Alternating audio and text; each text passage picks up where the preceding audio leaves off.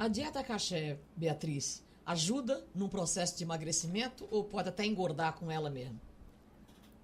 Eu acho que até ajuda no processo de emagrecimento, porque ela é uma dieta assim muito simples, sem gorduras. Não tenho certeza. Não tenho certeza, nunca pesquisei sobre isso. Até porque você não é adepta dessa dieta, não, né? Não sou adepta. Por que você não... Se é uma questão religiosa, eu Não, nunca li... é porque é o seguinte, você pode ser judeu e não ser kasher. Uma coisa não tem nada a ver com a outra. Você pode ser judeu e não ser religioso, ser um judeu secular, que segue a cultura, a tradição, a história. Uhum. Mas certo? se você fosse caché, você ia comer como aqui no Recife? Eu teria que mandar buscar em São Paulo. E existe judeu que vive aqui e manda buscar um alimento em São Paulo? Existe. O rabino da sinagoga Beit Rabat é uma sinagoga ortodoxa aqui, que funciona em Boa Viagem. Ele manda buscar tudo em São Paulo, porque ele é kasher mesmo. E kasher envolve arroz, feijão, a carne, tudo? Não, o arroz, a fruta. feijão pode, mas a carne, o frango, isso aí... São os seres vivos, né? Em geral, sim. Por exemplo, eu falei que era importante a seleção dos animais pelo tipo deles, para ser considerados kasher, e falei também no abate. Mas fora esses dois procedimentos, ainda existe o procedimento da kasherização, que vem do inglês kashering, e que quer dizer tornar os alimentos kasher. Então, se a pessoa compra carne num supermercado, num matadouro, não sei como foi, e pega a carne, chega em casa, põe meia hora de molho em água fria. Depois, tira a carne, põe numa tábua sulcada, especial, bem aspergida de sal grosso, e deixa escorrer praticamente todo o sangue. Porque o processo de castrização, basicamente, ele quer retirar o sangue do animal. Por quê? Porque considera-se que o sangue é sinal de vida. E se, por exemplo, uma carne mal passada, é como se estivesse comendo a carne de um animal vivo. Certo? Então, faz-se esses procedimentos, depois lava-se a carne, tira o sal, e aí é quando se pode preparar a carne do jeito que se pretende comer. E por que não mistura leite com carne? Porque o leite pode ter sido da vaca que gerou o bezerro. Então, na Bíblia tem escrito, não cozinharás o cabrito no leite da sua mãe. A partir daí, não mistura a carne com leite. Mas isso se estende tanto que hoje existem já judeus que perguntam assim, a galinha é considerada um tipo de carne, mas não dá leite. Então, por que é proibido comer um estrogonofe de galinha, ou uma galinha parmegiana? Já questionam. Porque aí a estenderam lógica deixa a regra, de existir, né? Isso, aí estenderam a regra e não se mistura carne com leite. Agora, a ciência reconhece, doutora Ana Célia, que essa comida feita desse jeito e que atrai tanta gente assim nos Estados Unidos é de fato mais saudável do que a nossa? Não, assim, não existe dentro do conhecimento científico um embasamento para esta prática. Isso é fundado realmente na fé, na religião, né? no comportamento definido por essas questões religiosas. Do ponto de vista da opção por esses alimentos, tem o apelo da higiene, né? Porque assim como eles também têm muito cuidado em relação à questão da presença de insetos, né? de resíduos de insetos. Então, existe essa preocupação com os alimentos para kasher em relação a isso. Então, o apelo seria esse, da questão da forma como eles foram higienizados. Mas não necessariamente em relação à questão da... Com licença, mas o fato de se retirar todo o sangue é um condutor de bactérias, é um condutor de impurezas, então a retirada do sangue contribui, de certa forma, para tornar aquele alimento mais saudável. Pelo menos é o que acham os que praticam. Do ponto de vista da higiene, não é isso? Que a preocupação seria com a questão da contaminação. Higiene e a saúde. Com a contaminação. Com a contaminação. Isso, então seria essa a preocupação. Mas do ponto de vista nutritivo, não tem. Então, essa é aquela pergunta que você fez. haveria uma possibilidade dela ser uma dieta mais apropriada para uma redução de peso corpóreo.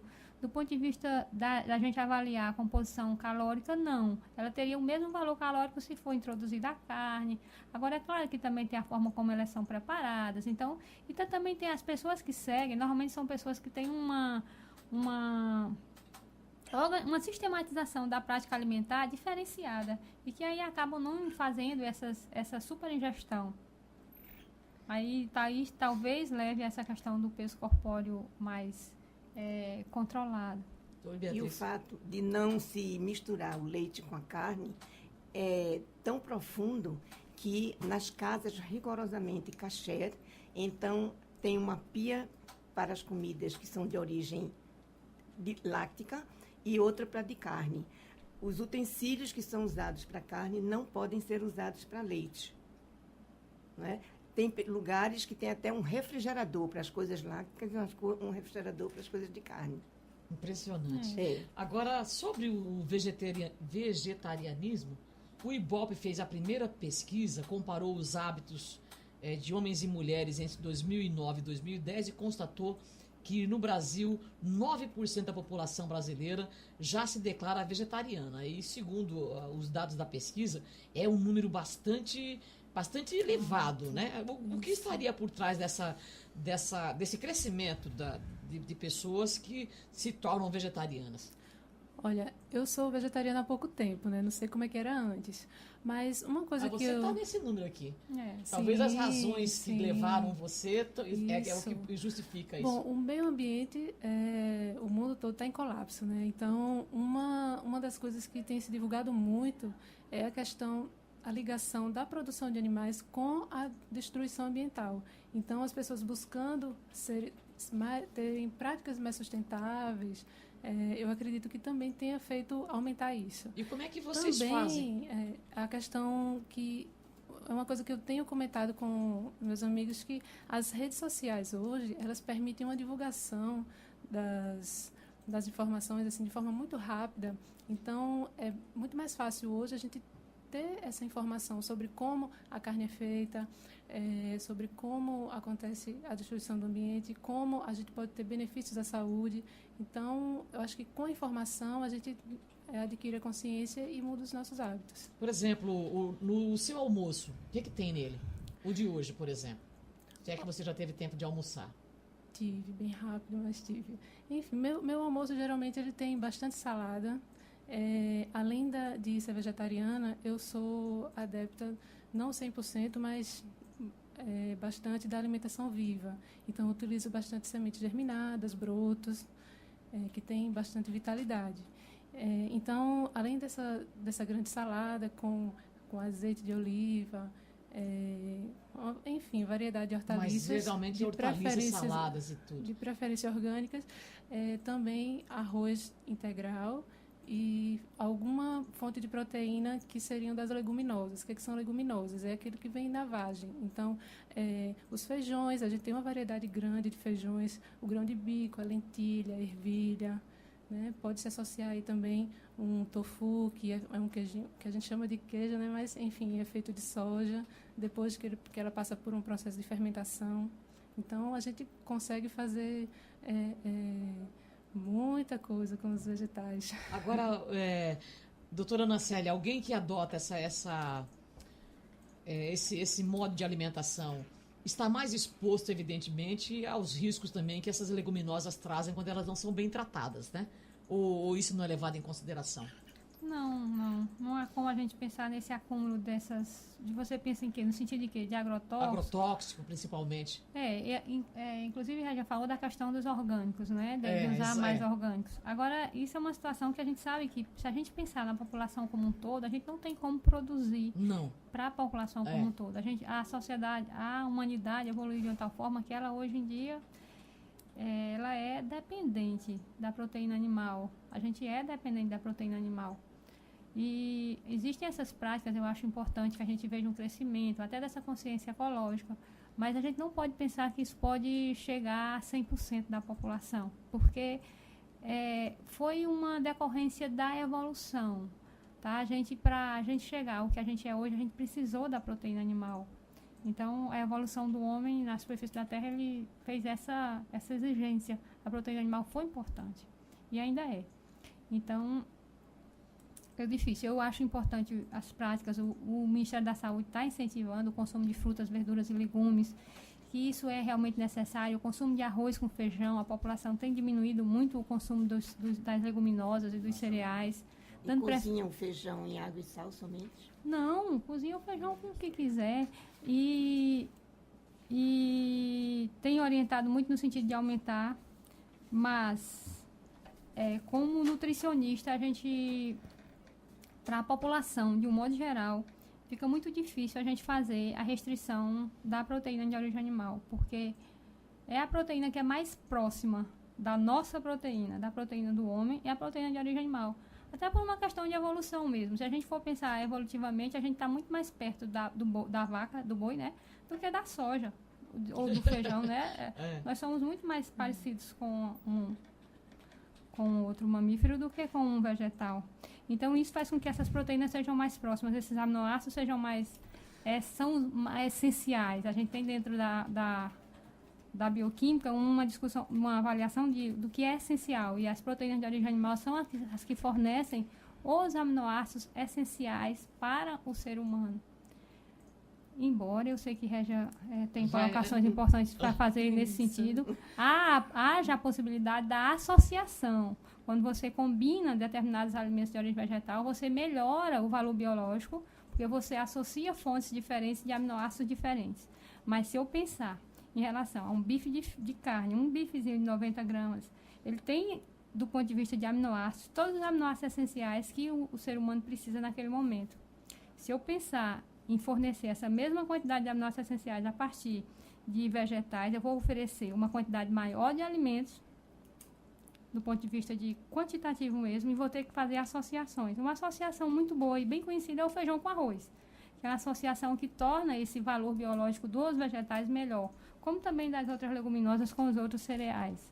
Mas o nosso clássico da população é o feijão com arroz, né? Que é uma prática alimentar saudável, muito boa, e que a gente, infelizmente, nas sociedades mais urbanizadas, a gente tem perdido muito esse hábito alimentar do consumo do feijão com arroz. Vai, Régia. Régia está ansiosa agora. Bom, voltando ao assunto dos agrotóxicos, a gente sempre relaciona muito o agrotóxico com aquela hortaliça fresca, né? Só que a gente tem que lembrar que todos os vegetais que não são feitos de forma agroecológica, de forma orgânica, eles contêm agrotóxicos.